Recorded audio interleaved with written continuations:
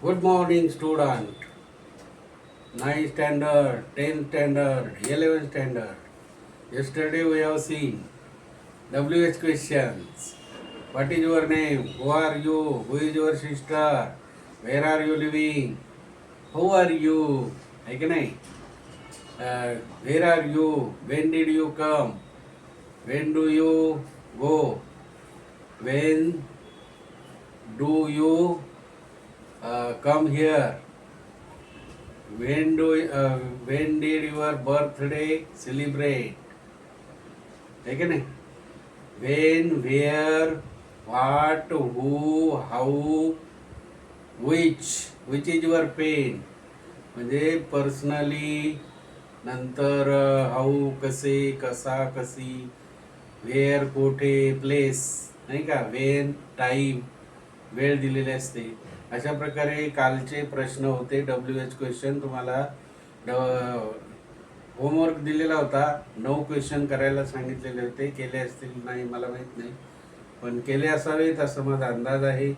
Share करा नवीन मुलांना, पाहिजे तिथे भरपूर शेअर करा मित्र हो. सर्वांना इंग्लिश बोलता आली पाहिजे, लिहिता आली पाहिजे आणि डिस्कस पण करता आली पाहिजे. बिझनेस कसा करतात ते पण आलं पाहिजे. वेगवेगळ्या प्रकारचे वर्ड आपण आपल्या वहीमध्ये लिहून ठेवले पाहिजे. बरोबर की नाही? आता आज आपण इंग्लिशमध्ये यूज ऑफ कॅन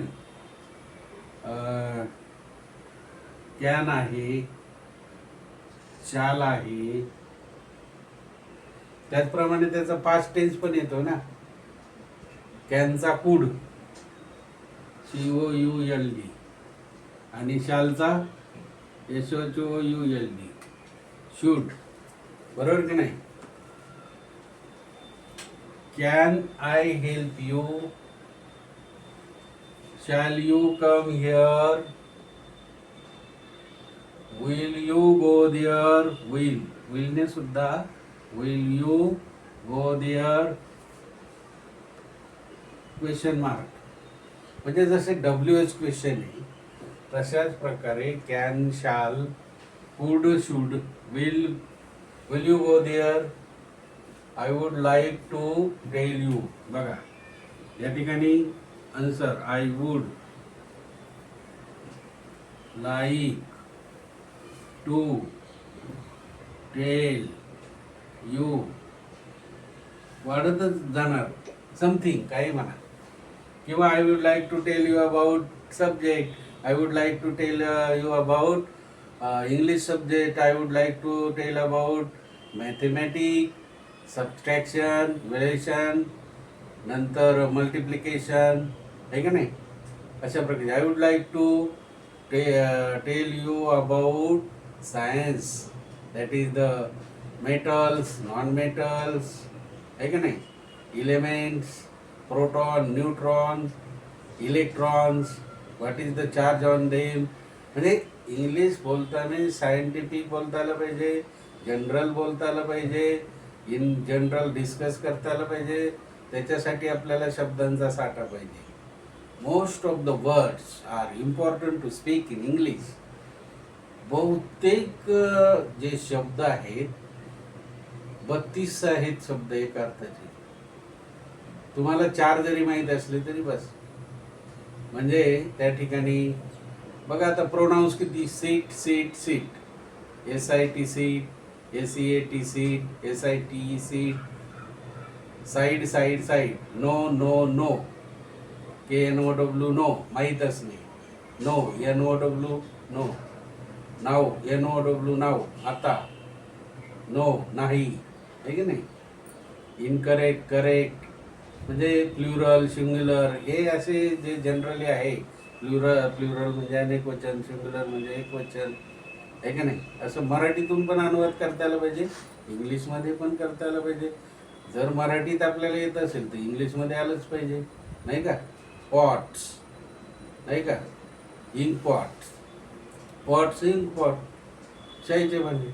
म्हणजे आता इंक म्हणजे शाई. म्हणजे सगळं आपल्याला घरामध्ये जे वस्तू आहेत प्रत्येकाची नोंद करून ठेवा. तुम्हाला ते एक वाक्य तयार करा. You will discuss many things about any matter, कोणत्याही ठिकाणी तुम्हाला डिस्कस करता येऊ शकतं. म्हणजे I would like to tell you something about subject, English subject, science subject, mathematical subject, आहे का नाही. कॅन यू सॉल्व, बघा बघा इतर कसं येतं, कॅन यू सॉल्व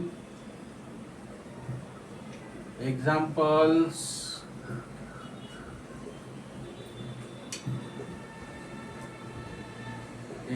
सोडू शकतो का, कॅन यू सॉल्व, आहे का नाही.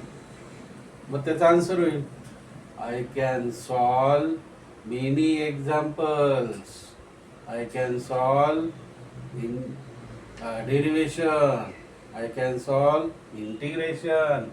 म्हणजे many examples I will have to solve. I would like to. नंतर सहजासहजी तुम्हाला बोलता येण्यासाठी वाट, काल सांगितल्याप्रमाणे वाट, विच, वेअर हे भरपूर ठिकाणी आलेले. Can, shall, should, could, would, I could like to go there, I couldn't go there, मी तिथे जाऊ शकलो नाही. आय वुडंट गो देअर, मी तिथे जाऊ शकत नाही.